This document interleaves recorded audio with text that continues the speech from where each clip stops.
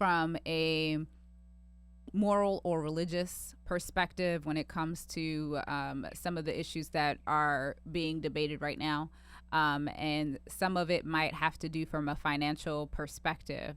That particular one is most interesting to me because when it comes to financial issues, we have the numbers.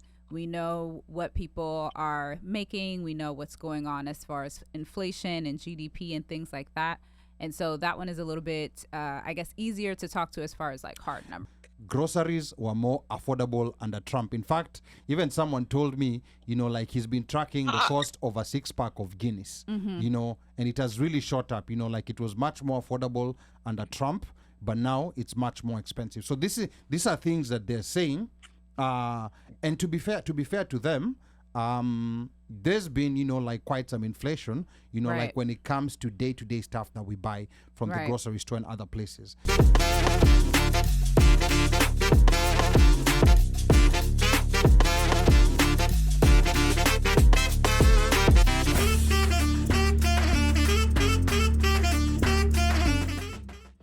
Kenyans in the US have traditionally voted Democratic. Now, this is the third time Trump is running for president, and there was always a few outliers supporting him. What are your initial thoughts on why we've seen the number of MAGA supporters grow significantly amongst Kenyans from the trickle that we had in 2016 to what we have right now? What is it that essentially changed within the community for this to happen? Annette. I think there are several factors that contribute to something like this, and I believe that it's best to hear from them. So if you're listening, please call in and let us know what shifted, if you've been a longtime Republican, or what the motivating factor is. But a lot of times it boils down to one or two issues, and so there are some issues that are very important within that particular group of individuals. And I don't want to speak for them, which is why I asked them to call in. But some of the issues might be from a moral or religious perspective when it comes to some of the issues that are being debated right now. And some of it might have to do from a financial perspective. That particular one is most interesting to me because when it comes to financial issues, we have the numbers. We know what people are making. We know what's going on as far as inflation and GDP and things like that. And so that one is a little bit, I guess, easier to talk to as far as like hard numbers. But I'll push back a bit and I'll say I'll give the basics.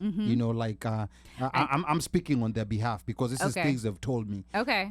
This is things they're saying. One of the things that they've said is groceries were more affordable under Trump. In fact, even someone told me, like he's been tracking the cost of a 6-pack of Guinness, and it has really shot up, like it was much more affordable under Trump, but now it's much more expensive. So these are things that they're saying. And to be fair to them, there's been, like quite some inflation, Right. like when it comes to day-to-day stuff that we buy from the Right. grocery store and other places. So this is what some of them are saying. And I think that's very legitimate. It's it is true that going to the grocery store today is tougher than it was back then. We also never experienced a pandemic, and we're still feeling the aftershocks of that.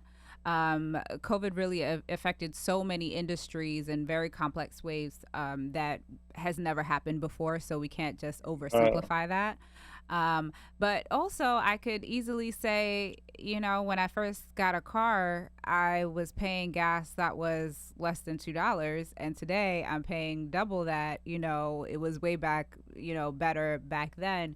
That would be missing out on a lot of economic legislation that had occurred since then.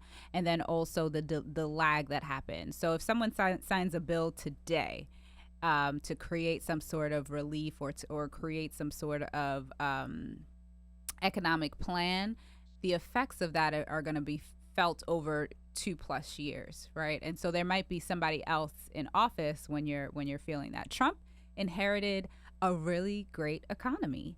And when he inherited that economy, the person whom he inherited it from was not a Republican, and that's important to note. So he had the opportunity. It was Obama. It was Obama. Yeah. And so he had the opportunity to then take it from where it was, which was great, and make it so much better.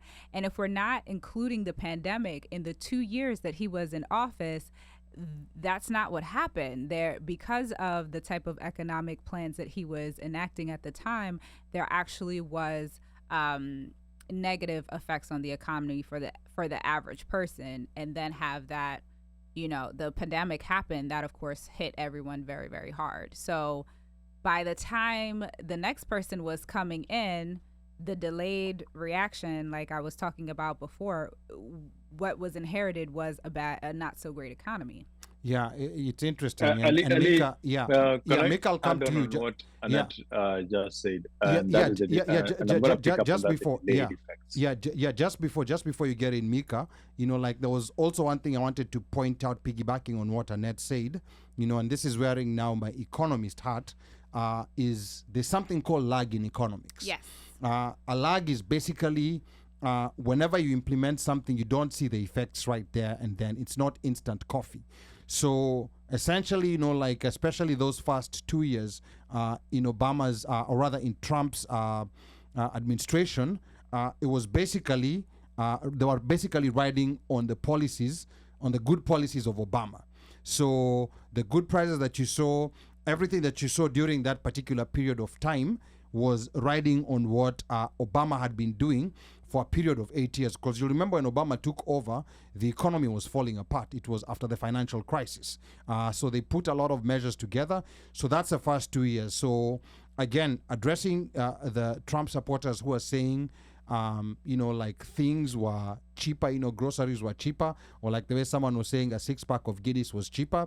It was based on the lag from Obama's economy. And then, Mika, there was something that you wanted to add on to that. Yeah, something I wanted to add onto that, and we're going to do with the lag. So if you guys remember when Trump came when Trump came in as president, and there was that Obama lag that carried him for the first 2 years, but there were a lot of executive orders and tariffs that he imposed. He imposed tariffs that actually hurt farmers in America, making production of food to become more expensive.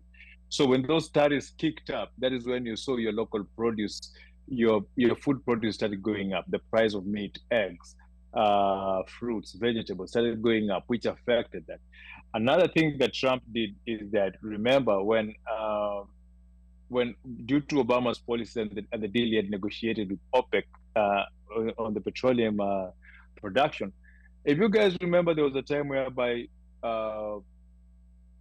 oil companies were not doing so well because the production was there, gases were low. There was a point up to at least gas had gone up to $2. What did MBS and Putin do? They went and talked, and Trump went and told them, reduce production because, hey, my oil and gas people in my country are suffering. They're saying production is too much. You guys need to reduce production so they can start increasing production and make money.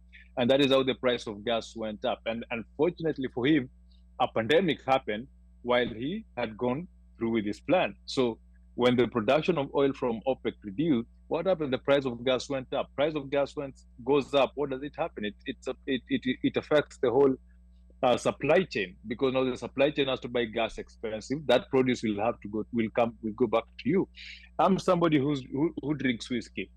A bottle of whiskey when Obama was president, a bottle of Macallan was going for $45, $50. A bottle of Macallan right now goes for $80. Why? Tariffs.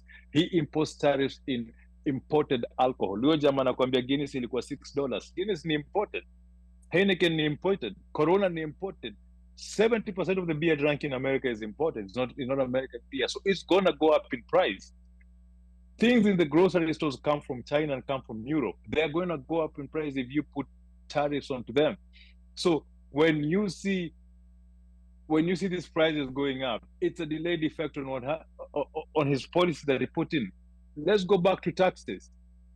Last year, when people were getting their tax returns and they found that they were owing, and they found that they had to change how they are writing the tax reports. What was it? Because of a law that Trump had written, it was taking effect that year. So when he gave you those little tax breaks when he first got into office, and you are celebrating that is good for you, and he had majority of the people, because in Trump's economy, unless you're making more than 400,000, if you're making between 100,000 and 400,000, you suffer, and that's the majority of most of the working, of most people, most families in America. They're paying too much taxes to cover for the billionaires and to cover for the low tax earners to be able to give them that money, but it came and beat them in their behind again. So you can say he's good in the economy. He's good in the economy when he finds a good person has fixed the economy, rides on their coattails. Then, by the time his policies start affecting you, he's long gone, and you start saying, "Oh, the next person took it, messed it up." No, everything you're going through right now, blame this guy you're trying to give the economy to back. He's the one who messed it up. And what did he say? He's going to appoint Elon Musk, and Elon Musk is the one who's going to be the chief advisor of how the economy is going to run. What did Elon Musk say? Americans will have to learn to live within their means for a few years. Okay. What does that mean? Ask yourself, what does that mean?